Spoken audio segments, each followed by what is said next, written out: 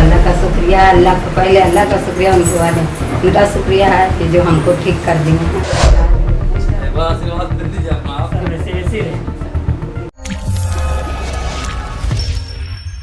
ये यहाँ से इसोफेगस पाइप आती है, फिर ये स्टमक होता है, यहाँ पे आकर के खाना, ये वाला एरिया में ये स्टमक होता है, यहाँ पे खाना आकर के कुछ देर 3-4 घंटे रहता है, ये यहाँ पे खाना पचता है, फिर यहाँ से धीरे धीरे ये छोटी आंत शुरू होती है और ऐसे इसके, ये बड़ी आंत है ना, इसके पीछे से हो करके यहाँ से निकलती है, ठीक है। छोटी आंत ये से पूरी छोटी आंत हुई, फिर यहाँ बड़ी आंत से जुड़ती है, ऐसे फिर आता है, ऐसे आता है पॉटी के रास्ते, फिर ये लैट्रिन के रास्ते निकल है। ये नॉर्मल हमारा डाइजेस्टिव सिस्टम है। तो यहीं पे जो स्टमक के नीचे यहाँ सी लूप एक बनता है, जो छोटी आंत शुरू होती है, यहीं पे पैंक्रियाज, जहाँ फिंगर है यहाँ पे पैंक्रियाज होता है, जो इसमें दिख नहीं रहा है, यहीं पे ट्यूमर था। तो हम लोग यहाँ से क्या करते हैं कि हम लोग यहाँ से काटते हैं, ठीक है, नीचे आंत को काटते हैं यहाँ से, छोटी आंत को, और इसके ऊपर से लीवर यहाँ पे होता है जो इसमें नहीं है, लीवर से जो नली निकलती है उसको कट करते हैं और ये पूरा स्पेसिमेन को निकाल देते हैं। फिर नीचे से आंत को लेके आते हैं, यहाँ पे जोड़ते हैं, पैंक्रियाज जो बचा हुआ वहाँ पे जोड़ते हैं, और नली जो उतरती है वहाँ पे जोड़ते हैं।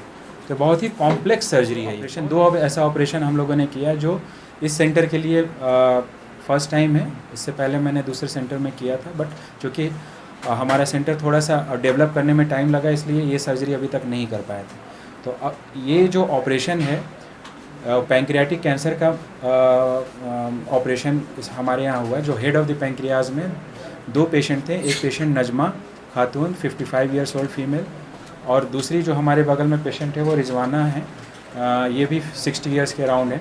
तो दोनों को पैंक्रियाटिक कैंसर था, हेड ऑफ द पैंक्रियाज में कैंसर था, जो CT MRI में डिटेक्ट हुआ था। तो अच्छी बात ये थी कि एक ऑपरेशन के दायरे में था, पूरी तरह से ऑपरेशन करके निकाला जा सकता था। ये ऑपरेशन काफ़ी, लीवर ट्रांसप्लांट के बाद पेट का सबसे बड़ा ऑपरेशन होता है, लगभग 5 से 6-7 घंटे की ऑपरेशन होती है इसमें। और इस ऑपरेशन में पैंक्रियाटिक हेड जो है उसको निकाला जाता है, और आंतों के कुछ हिस्से को और लीवर के नली को काट करके निकाला जाता है, और फिर रास्ता बनाया जाता है, सारा सिस्टम को रिकन्स्ट्रक्ट किया जाता है। और इसमें इस सर्जरी से रिलेटेड नॉन कॉम्प्लिकेशंस भी होते हैं, जैसे पैंक्रियाटिक लीक हो गया, बाइल लीक हो गया, इंटरिक लीक हो गया।